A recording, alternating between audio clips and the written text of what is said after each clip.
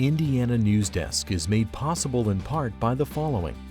Indiana University's Center for Applied Cybersecurity Research, presenting Security Matters with tips for improving online security in 3 minutes or less. And by WTIU members. Thank you. Coming up on Indiana Newsdesk. New federal rules require states to reduce their carbon emissions, but Indiana's governor is threatening not to comply with the new standards, calling them a drastic overreach. Our coal-fired power plants are old. They are looking at when are we going to retire them. And so the question is, what are we going to replace that with? Indiana has 9 months to submit a plan to the EPA outlining its plan to reduce carbon emission. Ahead, what options are on the table? Co-working spaces or shared office spaces are catching on across the country, and they're not just for entrepreneurs anymore. We have a lot of really smart people, really well-paid people doing really awesome stuff out of these goofy homemade desks in Bloomington, Indiana. We visit some of the office spaces and explain why some say these co-working environments could be the key to keeping young talent from leaving the state. Plus, more trouble with the ISTEP. Ahead, our state impact team explains the latest issues that are threatening to delay test scores once again. Those stories plus the latest news headlines from across the state right now on Indiana Newsdesk.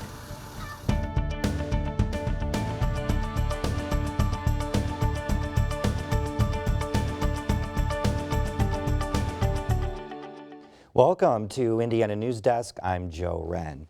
Indiana must reduce the carbon dioxide its power plants emit by about 1/3 in the next 15 years.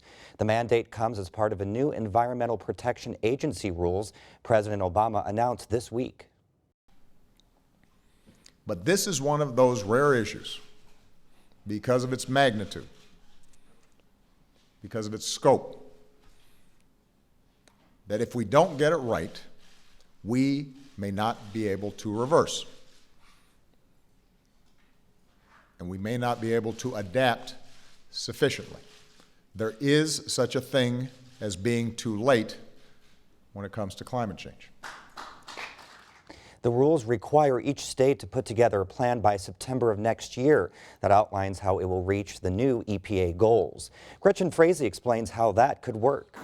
If you've ever driven through Carmel, Indiana, you've probably noticed a lot of these.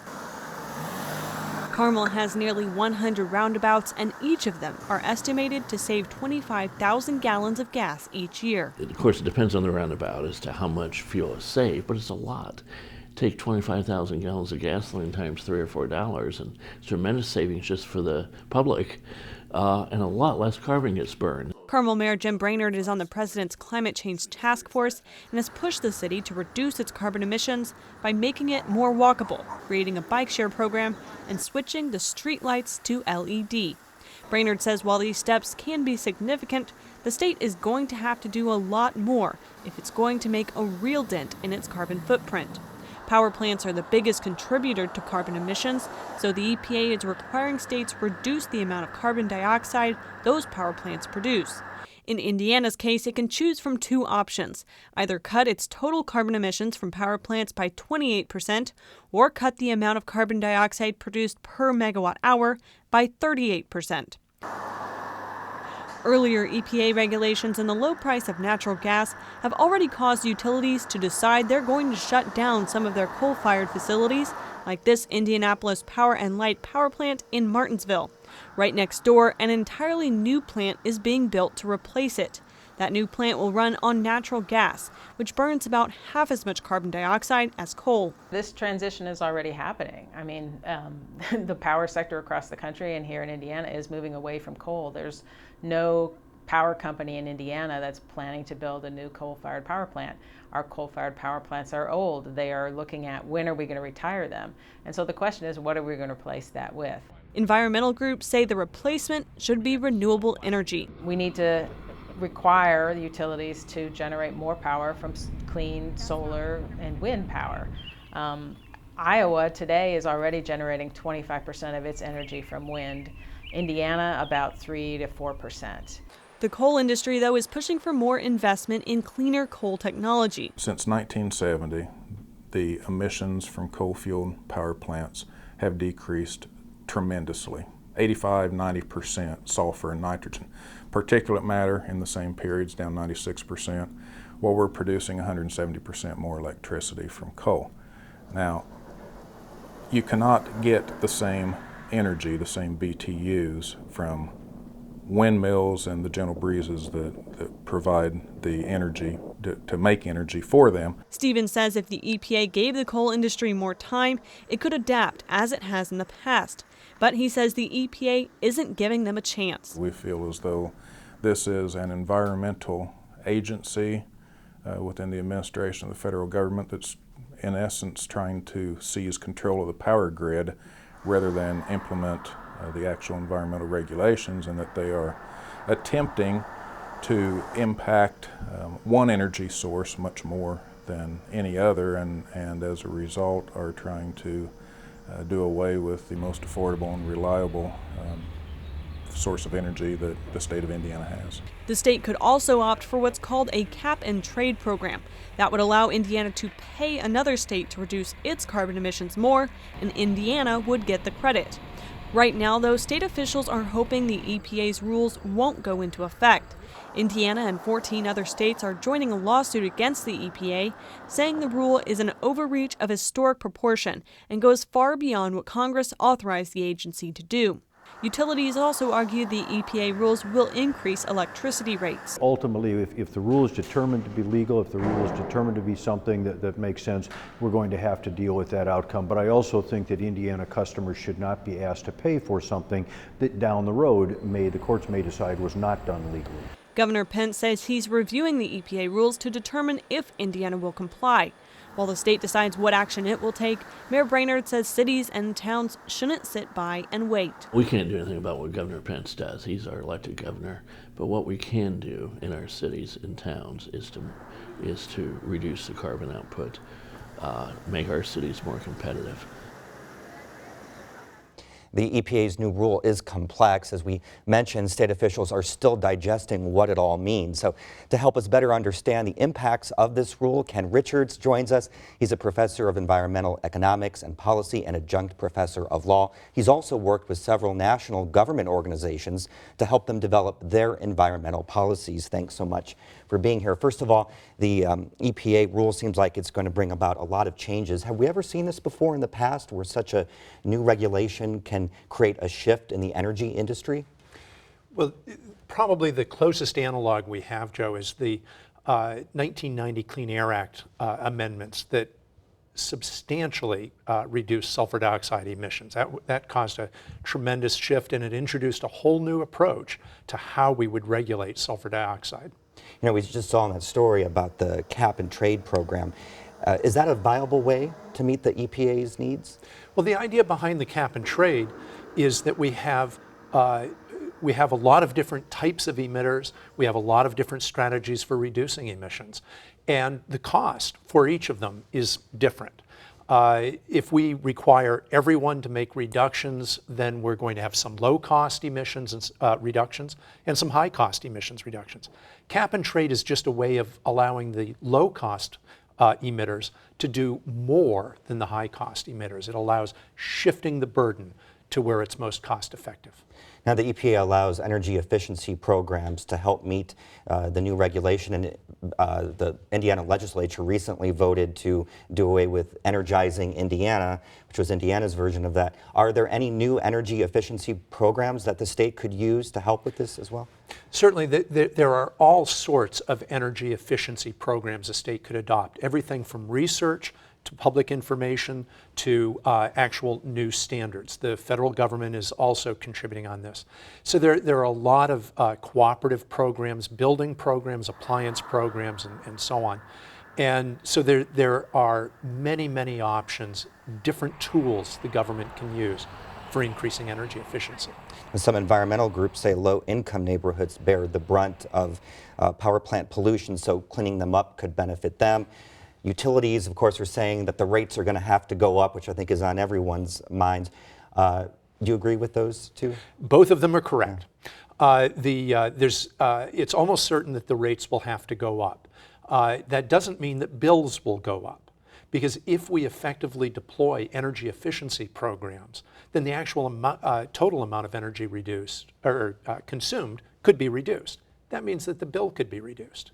And then on the other side, there's no question that there are negative environmental impacts from power plants. The stated intent of this program is to reduce CO2 emissions, which is a global pollutant. But in the process of reducing emissions, CO2 emissions, we also reduce local pollutants.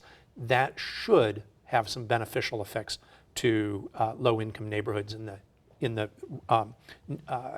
vicinity of the power plants. Have there been any estimates for energy rate increases, or are those plausible? Yeah, there have been. The thing to remember is that in 2014, the EPA announced a proposed plan. A number of different organizations modeled the extent of expected rate increases. They ran from anywhere from 1% up to 14% or even higher. But with this new plan, with a new distribution of goals, we're not ready to say yet. All right. Well, thank you very much for being here today. It's a pleasure. Appreciate it. And now, for headlines, we go over to Barbara Brozier, who has the latest on this week's top stories. Thanks, Joe. 2 lawsuits are being filed in federal court against a Fort Wayne-based company that was the target of a data breach last month. The lawsuit accuses Medical Informatics Engineering of negligence after it reported a breach of its No More Clipboard service exposed the private information of an estimated 1.5 million Hoosiers and 3.9 million people nationwide. Cybersecurity expert Fred Kate says lawsuits against companies after data breaches haven't typically been successful. Even if you show some sort of damage like I worry about it now or I apprehend that I may be the victim of identity theft, how do you quantify that loss? Right now, most companies are giving 1 or 2 or more years of credit monitoring. What more do you want? Medical Informatics Engineering officials say they are revisiting their systems to prevent another data breach. Indiana's Democratic senator is getting some backlash for voting to cut off federal funding from Planned Parenthood. The procedural vote came in the wake of a series of videos that appeared to show senior Planned Parenthood officials discussing the sale of aborted fetal tissue. In a statement, Democratic Senator Joe Donnelly said he could not in good faith support federal funding for the organization until the questions of whether other clinics are complying with federal and state laws are answered. Donnelly's treasurer resigned this week because of his vote. Indiana Republican Senator Dan Coates also voted in favor of the measure. The state's overall homeless population is declining. A new report shows it's down about 9% over the past 5 years. The annual point-in-time homeless count is required every year for communities that receive federal funding for programs that help the homeless population. This year it counted about 6,000 homeless people. It's difficult to get accurate numbers, though, and homeless advocates say the real number is probably between 10 and 15,000 people. Indiana Democrats are questioning the timing of the state's response to the HIV outbreak and calling on Governor Mike Pence to release all documents related to the epidemic. Democrats say they want to know why the state didn't address the outbreak until March, when the first cases were diagnosed in December. State Department of Health officials say they did all they could to respond to the outbreak. We broke down the state's response in a timeline on our website. You can see that and more information at WTIUnews.org.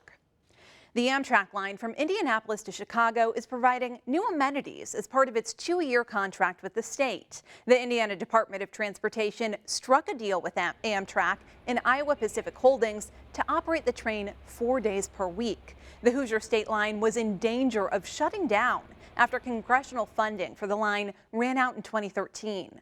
The state and local communities along the route have been funding the line temporarily. Farmland values in Indiana are falling across the board for the first time since 2009. A Purdue University survey shows prices for top quality farmland fell 5% from an average of $9,700 an acre in 2014 to $9,200 this year. Agriculture economists attribute the declines to lower crop prices. And this week marks the start of a new school year for many kids across the state. Wednesday was the first day for students at Helmsburg Elementary School in Brown County. Principal Kelly Bruner says it's an exciting time, full of hugs, anticipation, and reunited friends. Somebody said it's like Christmas. I think it's more like Valentine's Day because that's such an exciting time. And the kids, you know, they're excited to come to school. They want to see each other. They want to see their teachers. It's been a long summer. In Bloomington, Monday was the first day of school at Arlington Heights Elementary. Nicole Gowans was dropping off her daughter, Kamaya, for her first day of kindergarten. What are you hoping to do at school? Play. And what else? Learn. It's the first time she's going to be by herself without her brother and in another school with new teachers and new students. So I'm excited. I know she is too. I hope I don't cry. And students at Arlington Heights got to meet their new principal this year, Micah Heath. You know, I just want the kids to know that we're here for them, and although, you know, we're going to be expect a lot out of them, we'll be here to support them. And Joe, speaking of the first day of school, I think we actually have a picture of you from when you went back to school. Oh my, look at that little blondie. Aww. How adorable. I have to ask my mom about the hair, though. I don't know what that is. You got a better haircut. Oh, wait a minute. Who's that? I know. Apparently I was crazy about raisins. That's like the worst thing to get in your school lunch. I don't know why I was so excited. I love it. Thanks, Barbara. Coming up next on Indiana Newsdesk.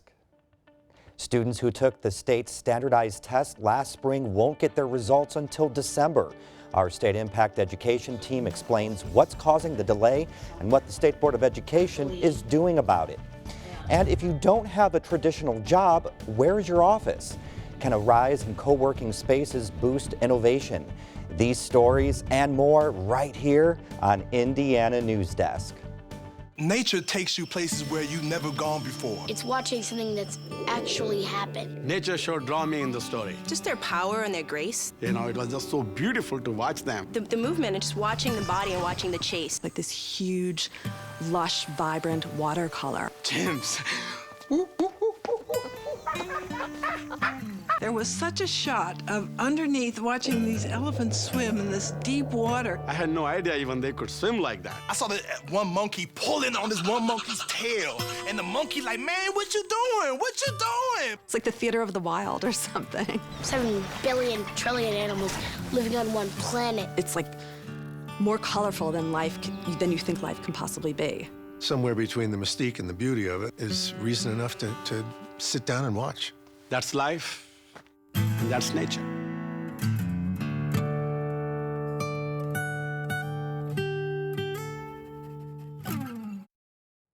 Welcome back to Indiana Newsdesk. Students who took the state's standardized test this past spring won't be getting their scores anytime soon. Testing company CTB McGraw-Hill informed the Indiana Department of Education this week there are problems in scoring this year's ISTEP, and that means the results won't be released until December. Our State Impact Indiana team broke this story this week and has been delving into exactly what is causing the delay. Claire McInerney is here to explain what they found. Thanks, Joe. On Tuesday, we received an email between the Department of Education and the State Board of Education that explained there was a problem with the grading. The problem boils down to so-called technology-enhanced questions that appeared for the first time on the assessment this year. Those questions use a different answer format than most. Students might have to highlight a correct phrase in a reading comprehension question or type in an answer using an online calculator. The testing company, CTB McGraw-Hill, says they've found many instances where kids put in a correct answer, but the computer program did not recognize the answer as correct. So CTB is going back through to double check and give kids credit for those answers. The reason this is happening is because after pulling out of the National Common Core academic standards and adopting new state-specific standards last year, the Department of Education created a new assessment last summer. But there wasn't enough time to pilot the new test and see how the technology would work. So that's why CTB couldn't predict this issue. CTB President Ellen Haley spoke to the State Board of Education at its meeting this week, and many board members were upset we're not going to see results for months. State Superintendent Glenda Ritz says this situation is not ideal, and she wants to see it rectified as soon as possible. It's extremely frustrating that we are actually going to be delayed a month in actually getting the cut scores actually set. But having said that, I'm also want to make sure that kids are getting credit for everything on their test. And since it is the first time for technology enhanced items, we just have to make sure we have it absolutely right. Haley told the board that they can expect to set the score that determines what is passing at their October meeting, and then it will issue final reports with student scores by December. By not getting scores until then, the state can't calculate schools' A through F rankings until January or February, and teacher evaluations that are based on the ISTEP scores will also be pushed back. Okay, thank you very much, Claire. Thanks, Joe. And co-working spaces are catching on across the country. These non-traditional shared workplaces have been popular in big cities for a while, but now they're spreading across small towns, including in Indiana. Columbus, Kokomo, and Terre Haute are some of the latest communities to see co-work spaces open up. Drew Dodlin reports on the trend of shared workspaces and why young people in particular say it helps them be more productive. For a while, graduate student, budding architect, and single dad Christopher Reinhardt worked from home with the occasional trip to a coffee shop. But for the last 5 months, he's been working in a different kind of place, one made for people like him who find themselves in the strange space between having an idea for a business and actually being able to afford an office. I needed an in-town workspace because before that I was working at coffee shops, or the library, and that really doesn't work very well. Like it just doesn't feel like it's work space, Tyler Hankey co-founded CoWork, the name of the only co-work business in Bloomington, after he and his friends realized they needed a place to work together away from the distractions they had to deal with at home. So they made it, and it slowly grew into the 78-member community they have today. The easiest way to describe co-working is to think of a coffee shop like this. A lot of people working on their laptops, sometimes for hours on end. Some people are working by themselves, and others are talking and working in groups. When we first thought about this, we tried to compare it a little bit to like school. You have classes with all of your friends, but you don't necessarily make your friends in class. You make your friends at lunch and at recess. So we try to create other opportunities for people to meet both digitally and in person, so that then they understand each other's strengths and then can collaborate sometimes. CoWork offers a variety of membership plans, all the way from a private office for $395 a month to a 2-day-a-month pass for $16. I switched plans actually quite a bit. So when I started out, I was a designated desker because I thought I really needed to have all my stuff set up at my desk. And now for the summer, for the next month, because I'm a single dad and my son is out of town on camp for a month, and I'll be working mostly from home, I just switched back to the supporter plan, which is just 2 days a month. According to a report last year from Emergent Research, a consulting firm that specializes in small businesses, the number of co-work spaces globally grew from about 600 in 2010 to more than 3,000 in 2013, attracting over 160,000 members. Hankey says co-work's members represent a wide range of ages, but that most are in their 30s. Because of advances in technology, many people today can work from virtually anywhere, and Hankey says that could really benefit small towns like Bloomington. Quality of life here is we think it's unparalleled, but it's not always easy to find a job here. So I think that the more members we have, the stronger our community comes, and the more likely we're going to be able to be to sort of recruit and retain those people. I think a lot of young entrepreneurs or people graduated from Indiana University with a business idea might not immediately know what's available to them, and getting familiar through co-work space is an informal way to do it, and a great way to realize what really is available. The majority of co-work spaces are privately run, but some cities are starting to recognize their potential for economic impact. The Chamber of Commerce in Columbus decided to make their own. It's called the Fish Tank, and it resides in the back of the Chamber's office downtown. The area used to be a conference room, but it was rarely used. Fish Tank Director Cindy Fry says they tested the waters with focus groups before raising funds and converting the space. Innovation comes through an iterative process of one idea building on another idea.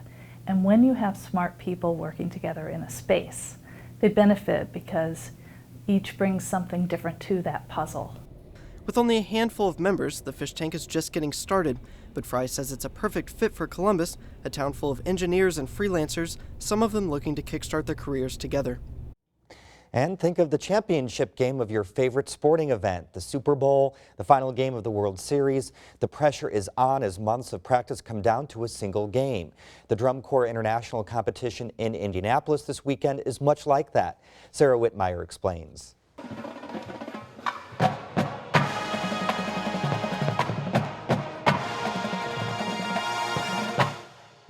These young musicians are on hour 6 of practice, and their day is only halfway done.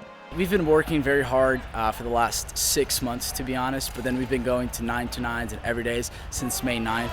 The high school and college-age students eat, sleep, and breathe the Corps all summer. The friendships that we have in the Corps is definitely a huge thing that we have because we get to build off of each other and really get close as like a family, I would say. Castro and Badalewski are both part of the Blue Devils, the reigning World Championship Corps based out of Concord, California. It's very bittersweet because you've made, to be honest, one of your best friends here. And you live with them and you experience this with them, and it's very, very hard saying goodbye. The Drum Corps finals are Saturday. And that's the end of this program, but our work continues online as we cover the news throughout the week at WTIUnews.org. Have a great weekend.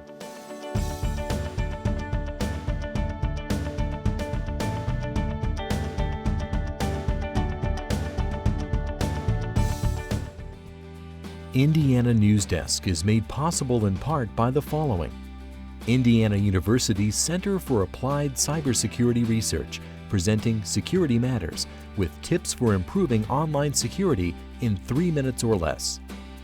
And by WTIU members. Thank you.